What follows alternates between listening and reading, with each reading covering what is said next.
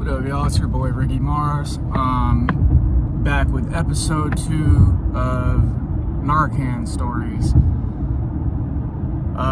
As you can see, I'm in the back of a lift. I love not having to drive. It's great. I like to just stare out the window, and when I do that, driving, I tend to crash cars. You know what I mean? Sober. The second time I got Narcan that I can recall is I just did 30 days in county jail, and I believe I failed the drug test, so they gave me a quick 30 days. And then after that, 30 days, and then I was court ordered for 6 months to this program in LA called RENAB, RENAB. It's a treatment center, co-ed, and it was off the chain, man. I slept with a few of the women there. And my roommate, his homie, there was a Little Caesars next door, like a brick wall, and he had a burner phone somehow. He'd cut a slit in the side of the mattress, the part of the mattress touching the wall, and he'd stuff it in the slot, you know? But his boy would come drop off meth, and his boy brought him a tattoo machine as well, so we're getting tattoos. I was not doing speed because I knew if I got kicked out the program, I would have to go back to jail, so I didn't want to violate probation or anything, right? So I got kicked out because a bunch of people smoked spice, and then I was found in possession of it, but I didn't do it. And this is right when, and these are real, ladies and gentlemen, they made spice tests, like specifically for spice, aka K2, you know, all that shit stuff. I don't like spice. It's like salvia. It feels like Sherm, PCP, but like you can't control it even more. It's not comfortable. It's nothing like marijuana. I don't know why people do that. So they kicked me out. I went straight to court to tell the judge, they threw me out. They unfairly threw me out the program, and you told me that if I got kicked out or anything like that, to come see you ASAP to avoid getting violated, right? So the judge was cool, and he let me go that day instead of keeping me in custody till I found a new program, right? And he told me to come back to court in a few days.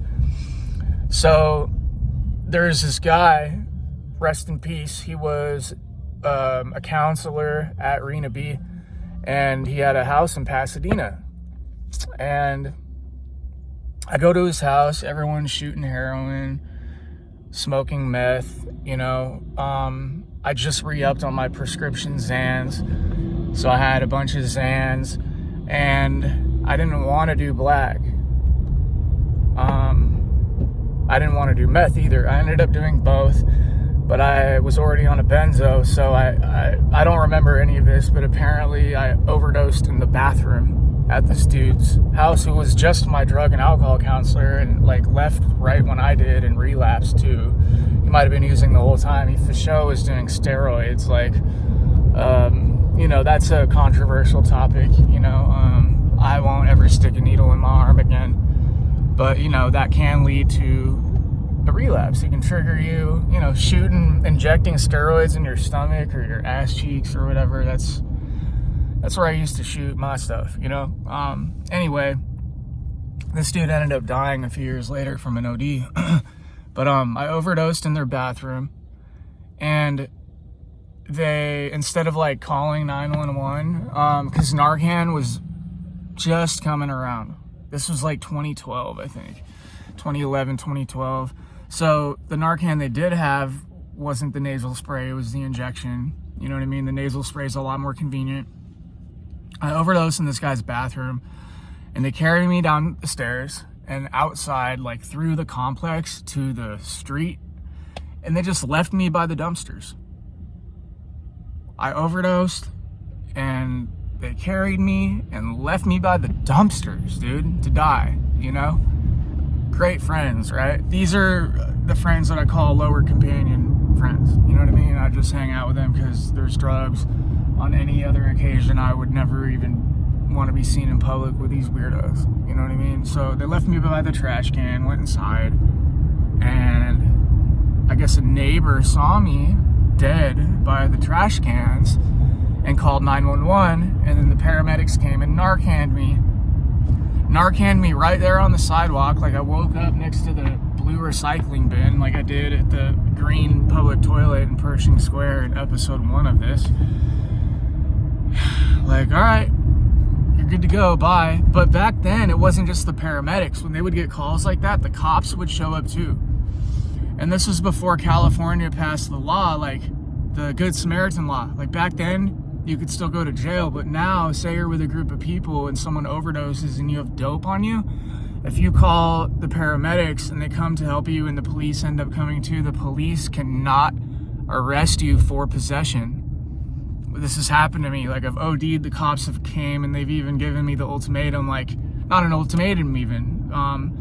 Hey, I remember they were like, hey, can we take your drugs? I'm like, no, that means I'm gonna have to get more. Like, you know what I mean? All right, well, you should get help, man. You know, some cops I've met are super cool like that. Like, that's doing your job, you know?